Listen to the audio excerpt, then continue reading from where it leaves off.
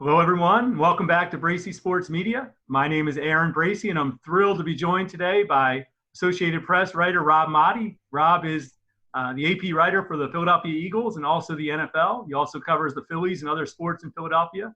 Rob also is the author of Birds of Prey, the story of the Philadelphia Eagles' faith, brotherhood, and Super Bowl victory. And you also hear Rob on the weekends on 97.5 The Fanatic, and also weekly with his Faith on the Field radio show on 6:10 a.m. Rob, thank you so much for joining us here on Bracy Sports Media. Aaron, it's great to be here with you, man. If you're listening to our YouTube interview here, you can also download our podcast, Bracy Sports Media, wherever you get your podcast. If you're listening on the podcast, you can check us out on Bracy Sports Media on YouTube. Please subscribe and hit notifications. Rob, let's jump right into it. First things, what is your just general overview of the Eagles draft? When I say, how do you think the Eagles did, what's your general overview? You know, everybody likes to give out grades right away, Aaron, and I try and tell people that you can't give out a grade till 3 years down the road. But you can't have a conversation about this Eagles draft without getting right to it. At number 53 in the second round, they drafted quarterback Jalen Hurts. And to me, this was Howie Roseman's greatest gift to Philadelphia sports media. Because of what we're going through right now, right? We're going through a downtime. We had the draft. Now we still got a downtime. We don't know when sports are going to come back during this global pandemic. So there is going to be daily, constant chatter about and conversation about Jalen Hurts, Carson Wentz, Jalen Hurts, Carson Wentz, what this means, what this does. So I'll tell you, initially, like everyone else, I was shocked. I was stunned by it. Then you try and think of their logic. Then you try and talk about, well, what does this mean for Carson Wentz? And I hear all these theories, and I've heard the crazy stuff. Like, oh, Carson's about to he's going to be a dad. He doesn't want to play football anymore. All of that is garbage. It's all nonsense. Carson Wentz, he wants to play football. He is determined to win a championship.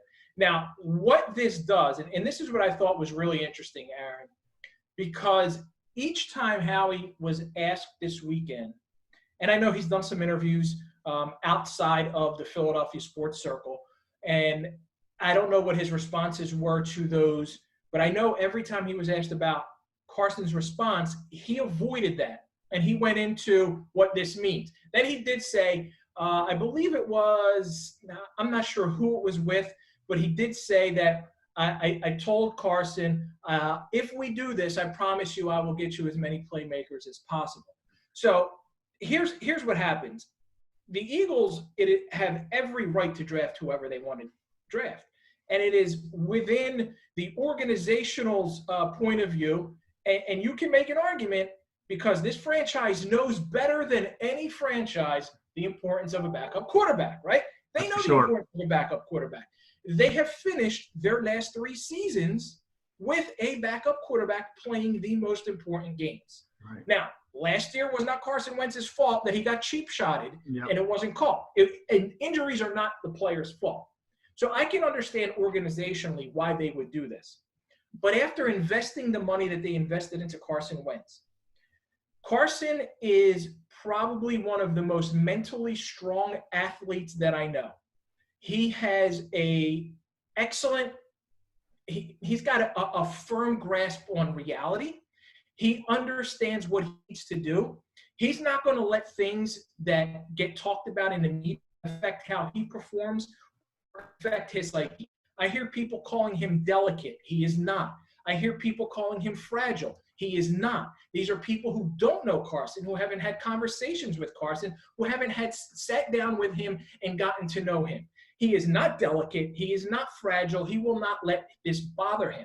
However, he is a human being, and human nature is when they draft someone that high at that position, you have to take a step back and look at it and say, are they sending me a message here? Do they not trust me fully? Do they not trust that I can stay healthy? Make no mistake about it, and Howie Roseman and Doug Peterson went on and on and on about Carson Wentz is their franchise quarterback, the face of the franchise, their starting quarterback. I get it. We all get it. I thought it was interesting that Doug Peterson did say that the quarterback position isn't immune to competition. Okay, I'm not sure what he meant by that, because you're not bringing Jalen Hurts in here to compete with Carson Wentz. Because if the bottom line is this, if Jalen Hurts plays, this team, either Carson is hurt or Carson was benched. And if Carson was benched, that contract was a monumental mistake. So they have to be rooting for Jalen Hurts not to play. At the same time, I understand why they do it, but I also would understand where if Carson Wentz feels a little bit shaken, like, you know what, I get it. They might not necessarily feel as confident in me to stay healthy. I understand that. Jalen Hurts aside, I like the draft. Rob Maaddi from the AP joining us here on Bracy Sports Media. Rob, I'm so glad to have you on today, because if I can have Carson Wentz on, you are as close to his thinking, I would think, as any member of the Philadelphia media. And you kind of laid out the scenarios that I was going to ask you, kind of getting into Carson's head and now understanding that he's not a wallflower, he's not going to be affected by this, but he is human to kind of question, why they did this. Having said that, why do you think the Eagles would even have this scenario take place where, we just went through this with Foles and Wentz. We just got done going through this. And to now kind of have this happen again, even if you like Hurts, and he looks like a really good player, but to create this potential, obviously at least talking point at best, at worst controversy, why would they even do this? Well, one, I feel like they firmly believe this is in the best interest of the organization. We need to have a backup quarterback who's not 40 years old like Josh McCown, and if we have to throw him into a game, can win us a game. And this, to me, is certainly a knock on Nate Sudfeld. They don't feel that Nate Sudfeld is capable of being a number 2. To them, Nate Sudfeld is no better than a number 3. And they also understand, where everyone likes to speculate about Carson's psyche, I think they, better than anyone, understand that Carson is not going to allow this to bother him. Carson is not going to allow this to be – see, there are quarterbacks who might take this and pout. There are quarterbacks who would push back and say, "What are you doing?" Say all the wrong things. Carson's not going to say the wrong thing. Right. He's not going to mess up and really trash this pick. He's not going to come out and say they shouldn't have done it. Now, internally, he may feel like, "What's going on here? I need playmakers, right? I need playmakers." But then when they go out and get him day 3, they got him day 1, they got him more day 3. Will day 3 pan out? We don't know yet. Now you could say that it's a wide receiver deep draft, and some of these day 3 guys may have been available on day 2. I think the organization looks at it like, hey, we need to have a legit solid number 2, somebody that we can develop, and Carson will not allow this to bother him as much as people think it will. We could probably take this whole interview on Jalen Hurts, and I'm sure we're going to be hearing a lot more about him. Yeah. But let's look at some other parts of the draft. I could go either position by position, player by player, or I'm just curious, maybe you could just what picks did you like? Let's start there.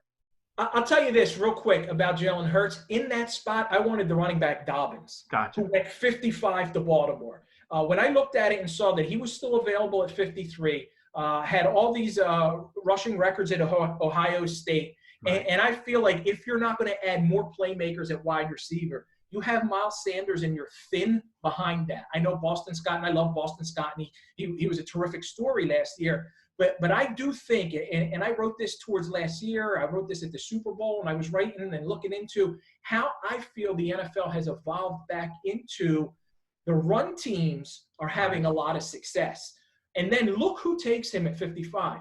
The team with the best rushing offense in the NFL, the Baltimore Ravens. They go and add to it. They bring in Dobbins to go with everything. So I thought if the Eagles aren't going to bring in another receiver, now you have depth at receiver with Jalen Reagor and everyone else you have. You have the 2 tight ends. If you have Dobbins, who could be thunder and lightning with Miles Sanders, you can have an offense that can grind it out, that can pound it out, that can play smash mouth football in December and in January to get you to February. Right. But they didn't go that route, and they went with Jalen Hurts. I'm not going to tell you I know everything about Jalen Reagor. All I know is the scouting reports, what I've seen. And initially I thought, like, I like big receivers. Yeah. I like the T.O. body type. I like, because I know what Deshaun Jackson can do, but I also know that Deshaun Jackson is injury prone. Right. Deshaun Jackson isn't going to go across the middle. He's going to fly. He's going to run deep. I like the guy who's got speed, who's got size, who can get you the tough yards after the catch. So, I was looking at that and thinking, like everybody else, Jefferson, but he's more of a slot guy. Right. So the more I think about Reagor, I like him because speed wins in the NFL. Right. If they're trying to emulate, it's a copycat league, right, Aaron?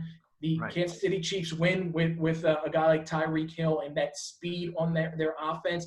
If they feel he can be that kind of guy, also return punts, also do jet sweeps and all kinds of stuff, okay, let's see how that plays out. Right. I like what they did in day 3, and I think everybody will tell you they like what they did in day 3. Got a lot of speed in day 3, and some line help too. I love Kayvon Wallace. That's a kid that I absolutely love. 1, he's a hitter. 2, I just love who he is. Here's a question for you on that I had. Go ahead. Do you think, being from Clemson and being a safety, I know Dawkins put out a tweet about this, is that going to put extra pressure on him, or do you think that's going to endear the fans to him even more? I think that's unfair to compare him to Brian Dawkins. You're talking about a Hall of Famer. So, yeah, they were both – and B-Dawk was drafted a little bit higher than Kayvon. He was a second-round pick. They're both from Clemson. Kayvon was Brian Dawkins' son's roommate. He was mentored by Brian. He was mentored by Troy Vincent.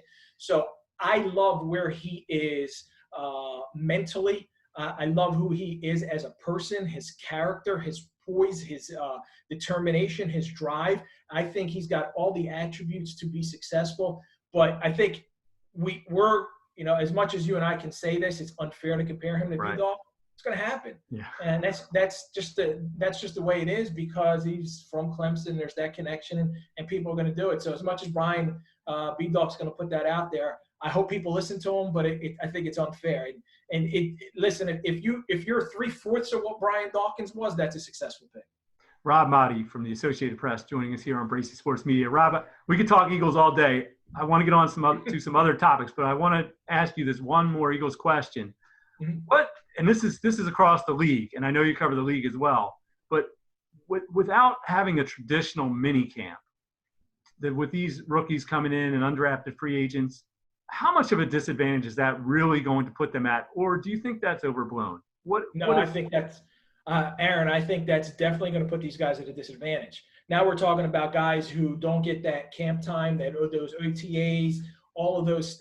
You're talking about these younger players and not being able to be in the building. And when they're not in the building, that's going to set them back. So I think the expectations on all draft picks this year, really, you look across the league, the expectations on all draft picks have to be lessened. I got to look at a guy like Joe Burrow and go, when will he be able to contribute to Cincinnati? By the way, did you ever see anyone less excited to be a first-round, the number 1 pick overall? Oh, I think because he knew, right? He probably knew for weeks and weeks. You know what I thought was really interesting, Aaron, is that Jalen Hurts, when you look at the stats on Twitter, Jalen Hurts got thousands and tens of thousands of more mentions than Joe Burrow. You're talking about number 1 overall pick versus second-round pick. Tells you about Eagles fans. Yes, it does. Rob Maaddi from the AP joining us here on Bracy Sports Media. Rob, let's move on to some other topics. You cover the Philadelphia Phillies for the AP, and I would just like to take a little trip back to last year before we move it forward. If I'm putting words in your mouth, let me know. But I believe you were one of the people that wasn't as opposed to some of the things Gabe Kapler was doing. And I'm just wondering, just looking in the rearview mirror, why do you think Kapler didn't work out? Was it his personality? Was it his connection with the players? Was it his public relations? Or maybe some of all of those? I think he didn't work out in Philly because of the relationship with fans, the perception of who he is. Mr. California cool. He just never clicked with the fans in Philly, and I think that impacted the way he was viewed here in Philadelphia for his entire 2-year tenure. I look at some of the – he was learning on the fly. Let's make no mistake about that. He was learning on the fly as a manager. There are things that he did that he implemented that I thought were excellent. There are things that he did that he'll tell you he has to go back and do better, and he's going to learn from, and he'll do better in San Francisco. one thing that I thought he got overly criticized for was the fact that he was too positive. And where, listen, I understand as a media person, I'm supposed to embrace the controversial guy. We're supposed to be looking for the quote that's going to get clicks and hits and all that stuff. But I can absolutely tell you, I have never met or covered another coach or a manager or another person in the city who somehow, like, that takes discipline, Aaron. You were in those news conferences. Absolutely. You know what kind of discipline it takes to find a way to spin every negative into a positive? We know it's not. We know it's a spin. But I think that that's something that you got to look at and go, I think, you know, for me, as someone who tries to be positive, who doesn't look for the negative in people, who tries to turn things into a positive in life, which is, I said, he challenged me, and I said this after the year, and I told him, I texted him after he got fired, and I told him this. I said, Gabe, listen, man, I appreciate what you did because you challenged me to look for the positive in some negatives. And I think if we all do that in life as a life lesson, you know, it may not work in the city of Philadelphia as a manager of a baseball team that's 80 and 82 or 81 and 81. But in life, that's a great lesson. So I think his players, for the most part, most of them, almost all of them, appreciated who he was. They appreciated the fact that he always had their back.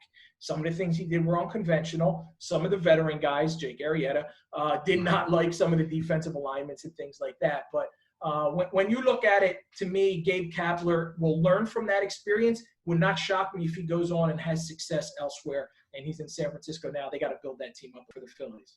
Rob Maaddi from the Associated Press joining us here on Bracy Sports Media. All right, Rob, you mentioned earlier that you try to be a positive person. And one of the things that you do is you do outreach where you go to prisons and you help inmates. You also have a Faith on the Field radio show where you talk about God and about religion and about, I guess, the blessings in your life and the blessings you like to bring to the world.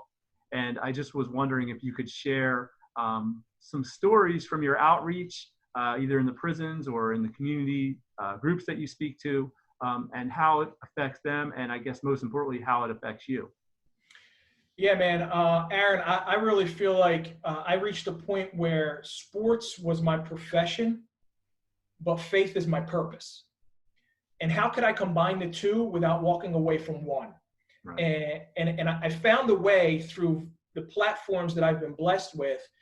First off, with the show Faith on the Field, where each week we have a different Christian athlete on, and we talk about the impact their faith has had on their life. So Carson, for example, has been on multiple times, Zach Ertz, but I don't limit it to Philadelphia athletes. I have people on from across the league. Clayton Kershaw's been on, Adam Wainwright's been on, Trevor Story's been on, Matt Carpenter, guys in the NFL, Demario Davis. So this past week I had two kids who just ended up getting drafted, Joshua Kelly out of UCLA, Darnell Mooney out of Tulane. Both were drafted, Mooney by the Bears, Kelly by UCLA.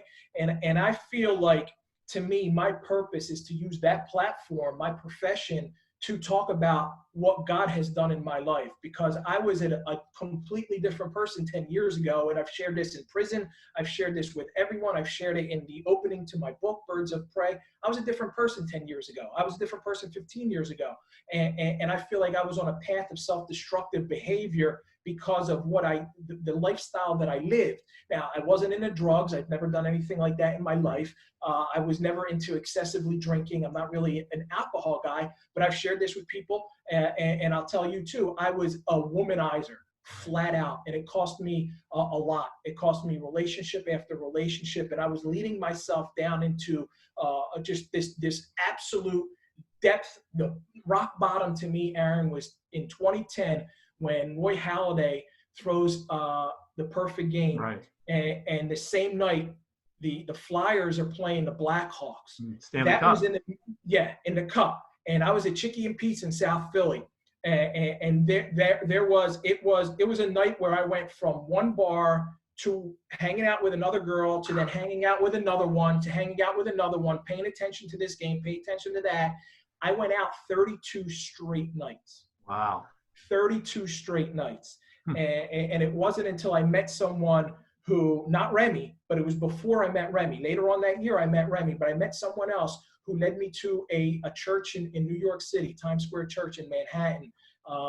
And I really surrendered at that point, August 29, 2010. I surrendered my life to Christ. And when I surrendered my life to Christ, it was like the weight of this world was lifted off my shoulders. And I realized that this battle that I had been waging within myself, trying to control all of my demons, was no longer a battle I had to fight on my own. And he had my back. And I left that church, man, that day, and I felt like, wow, this is the most incredible feeling ever. And I don't want people to think that all you got to do is go surrender and then things are going to get better just like that. No, there's challenges, there's temptation, things happen along the way. It's a process, it's gradual. And I kept learning and I kept learning and I kept learning. And then 4 or 5 months later, I met Remy, and she was in a similar journey with me and with the Lord.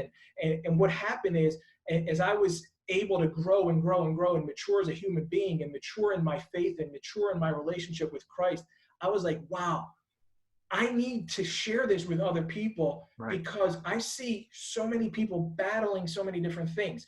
We are fighting every day against different addictions. We're fighting against depression, anxiety, alcoholism. We're fighting against drugs. We're fighting all of these things. We don't have peace in our lives. And I go, man, my answer can be your answer. And I want you to know how I found my peace, and I found my peace in the Lord. And I share that with people. I share it with inmates in prison. And I can't tell you, man, how awesome it is when you go into prison and you see grown men fall down to their knees and cry and just surrender and go, you know, Lord, I'm giving it all to you. Take control of my life.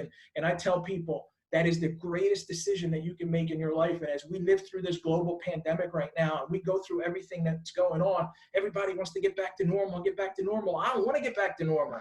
I don't want to get back to a life, Aaron. I don't want to get back to a life where people where we're looking at athletes and entertainers and everyone is false idols.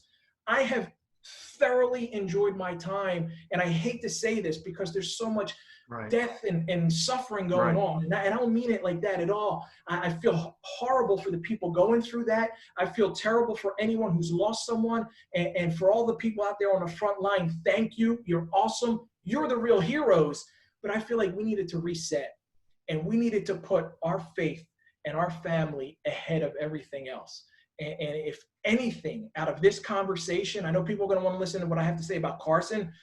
I hope that you listen and get out of this conversation that as we go through this, God's telling us to reset our lives and reset our priorities and to take a step back from what we thought normal was, and our new normal should be our priorities, our faith, our relationship with the Lord, spending our time with our family, and also valuing the real essential people. All the guy stocking shelves, right, at Walmart, the person who just was checking me out at the grocery store. I thank them every time now. I didn't even think of that 2 months ago. I never said that before, Aaron. And now they come. Some of them they cry because you say thank you to them. That's where our normal should be heading to. Rob Maaddi from the Associated Press joining us here on Bracy Sports Media. All right, Rob, one last question for you. If you have to predict, and we're going to turn it back to Eagles here and Jalen Hurts and Carson Wentz, sorry. Do you think it's going to be more of a problem, or do you think it's going to be an okay situation between Hurts and Wentz? Aaron, I think it'll work out. I know Carson to be so mentally strong. He will not allow this to bother him.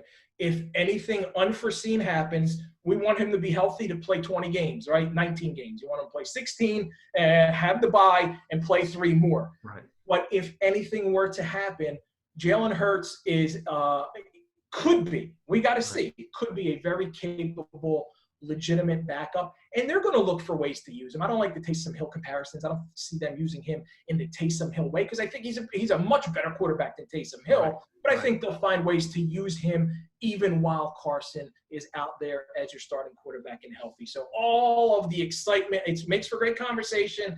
It makes for, it was, like I said at the beginning, it's Howie Roseman's greatest gift to talk radio in Philadelphia. It's going to work out.